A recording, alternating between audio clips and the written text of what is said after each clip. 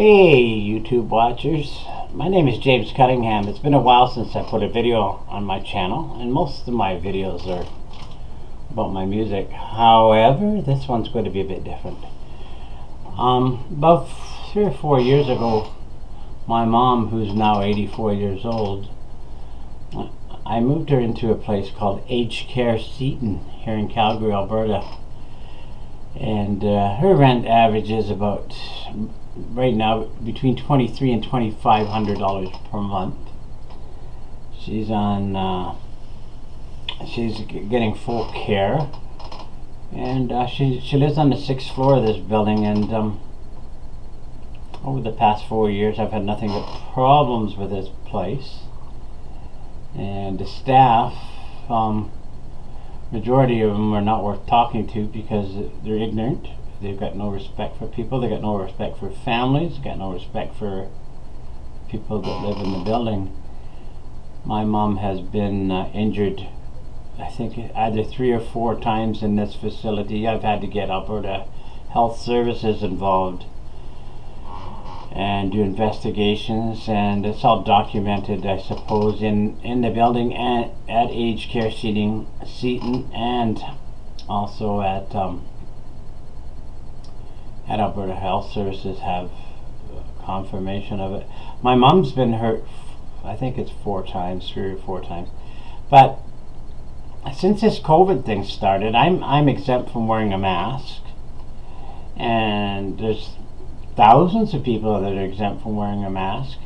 There's a bylaw here in Calgary, Alberta about wearing the mask, and under that bylaw, under section 2 paragraph 4, it indicates that under exemptions that there are people that are exempt from wearing a mask, and they don't technically have to wear one. They don't have to give a reason why they're exempt, etc. I want to get to the bottom line of this story. I seen my mom twice in a year and a month, 13 months. I've seen my mom twice. Because I can't go into the building, they stopped me from going into the building, Care Seton. Unless I wear a mask, and when I wear a mask, I seem to, I got my cat behind me. I seem to have problem breathing, so I don't wear one. And so they give me phone calls with my mom. They were 15-minute phone calls a week. One 15-minute phone call a week. Now it's increased to about a half an hour. They let me speak with my mom. Today I got that phone call because they changed it. It was Mondays, now it's Thursdays. And I said to my mom, "How are you doing, Mom?" And she said, "Well, I'm doing fine." She calls me Jimmy. My name's James, but she calls me Jimmy. She always did. And she said, "The only thing is, Jimmy, I was assaulted yesterday." I said, "By who?" She said, "One of the staff at Care Seton assaulted me. They pulled my hair, they slapped my arm, and then they slapped me across the hand." I said, "What'd they do that for?" And my mom said, "I'm not sure." It's she said something to the effect that it might have something to do with, they were in a bit of a dispute about arguing about her being in there, or what, or who she was. She was a news staff anyways. So my mom was, as far as I'm concerned, she's alleging she was assaulted, and it wouldn't put it past them to do something like that. I think I believe my mom, and I never done anything about it, but I explained to my mom that this is happening in seniors' homes right across the country, right across Canada, and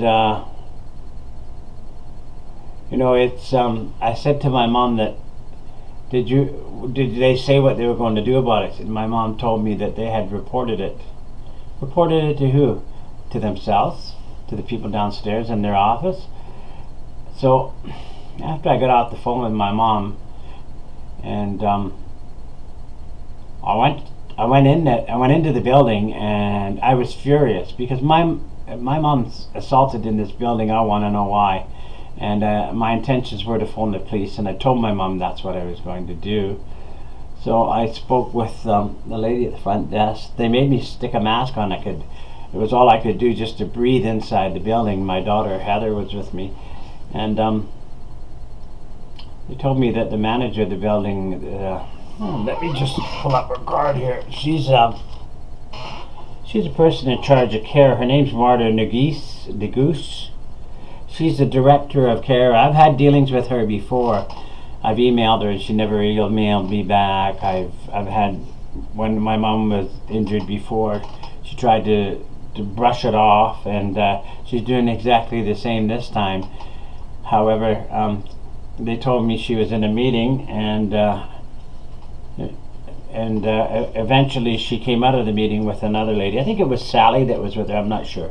Regardless, it was one of her staff, and we went into the boardroom, and I basically told her what was on my mind, that I was concerned about my mom being assaulted. She told me she didn't know anything about it.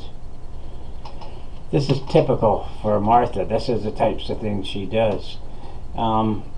She had to have known, because it was on the computer system at the front desk when I went in there, because the lady knew right away. So Martha was lying to me. And I said, my mom was assaulted by one of your staff members. Is that common?